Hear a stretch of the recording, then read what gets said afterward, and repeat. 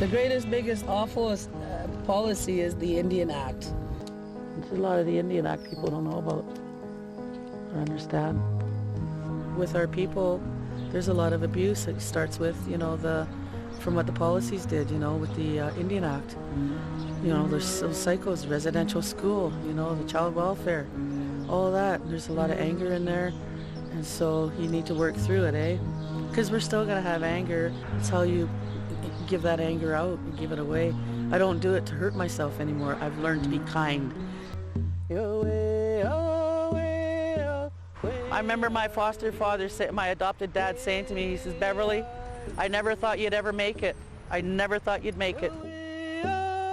I would rather be sharing my story with people and letting them know and giving them hope that healing is possible, to become whole.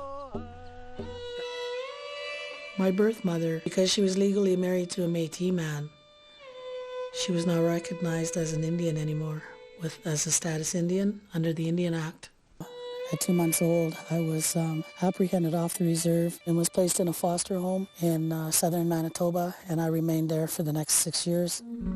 When my mother finally divorced the Métis man that she was married to, and she legally married my father, and then I became an Indian under the Indian Act, meant I wouldn't have to stay in my foster home anymore. Legally, I had to go back to my reserve. And I'd never seen an Indian before, except, like I said, on TV, and his name was Tonto, and he didn't say too much.